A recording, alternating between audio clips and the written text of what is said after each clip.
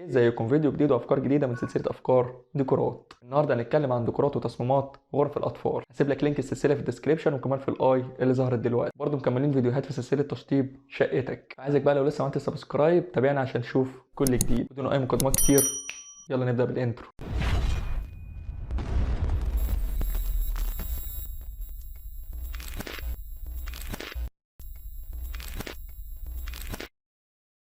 طبعا في الفيديو بنقسمه جزئين. الجزء الاول اقول لك على شويه معلومات تاخد بالك منها كويس وانت بتشطب الفراغ اللي احنا بنتكلم فيه، والجزء الثاني طبعا بنعرض فيه الافكار والتصميمات. عايزك بقى تروق دماغك وتعالى اقول لك على المفيد. طب تعالى بس تعالى.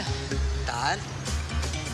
معظم اوض الاطفال بنعمل فيها ورق حائط، بيكون التصميم بتاعه هادي وبسيط والالوان بتاعته تكون مريحه للعين، وكمان بنعمل تابلوهات بتكون متعلقه على الحيطه، والصور بتاعتها بتكون على حسب الطفل هو مهتم لايه. مهم قوي يكون في ساعه على الحيطه او على الرف بحيث ان الطفل يتعلم نظام التوقيت والساعه بسرعه وهو صغير. الاضاءه تكون هاديه وبسيطه واللون بتاعها يا اما ورم او ابيض. عندك بقى الدهانات في كذا ستايل، ممكن تعمل الاوضه كلها بلون ويكون محايد سواء كان الطفل ده بنت او ولد. ممكن تعمل الاوضه نص ونص. احنا ممكن في الحيطه اللي ورا السرير نعمل 3 الوان مع بعض، بس طبعا يكونوا مناسبين مع بعض ويكون على حسب الخطه اللونيه اللي احنا شغالين بيها. لو تحط نجفه في السقف خليك في شكل مودرن ويكون هادي، هتكون طبعا افضل بكتير للطفل. تعالى بقى نتكلم شويه عن المساحات. عايزك تهتم كويس جدا لموضوع المساحات. عندنا اقل مساحه ممكن الانسان يتحرك فيها هي 60 سم، يعني لو في سريرين جنب بعض فانت اقل مسافه ممكن تعملها ما بينهم هي 60 سم، واحنا بنحط كومود في النص ما بينهم، والمسافه بين الدولاب والسرير برضو اقل مسافه تكون 60 سم لو كان ضلفه الدولاب جرار اصلا. اما بقى لو كانت مفصلي لها شغل تاني. عندك عرض الضلفه بيكون من 40 ل 50 سم، انت لازم تسيبها على الاقل 90 سم عشان ممر الحركه والضلفه مفتوحه. يا ريت تقلل خالص موضوع المرايات في الحيطه، هتزاول الطفل وطبعا مش هتكون مريحه ليه. لو عندك مساحه الاوضه صغيره فاحنا هنتجه لاتجاه التصميم التاني، هو استغلال اقل مساحه مع توفير الوظيفه. هو طبعا هنا ممكن نعمل سريرين فوق بعض، ممكن تعمل السريرين ووحدات التخزين كلهم مع بعض. الاتجاه ده الصراحه بنلجأ له طبعا لما يكون مساحه الشقه صغيره، وطبعا ممكن يكون في اكتر من طفل. طبعا بيكون ليه مناسيب ومعايير ودراسه للمقاسات علشان طبعا تكون مريحه للطفل ونستخدمها احسن استخدام. دلوقتي بقى هعرض عليك شويه تصميمات وافكار، ولو عندك اي استفسار او اسئله اسالني في الكومنتات.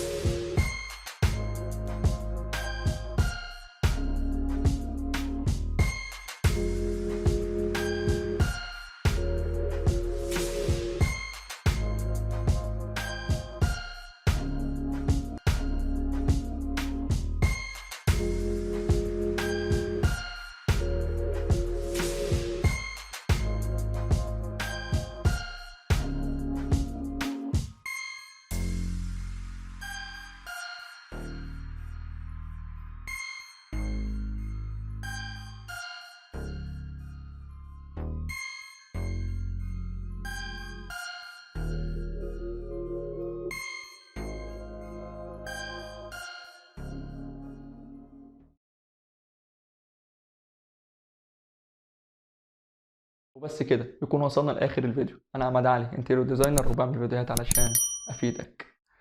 سلام.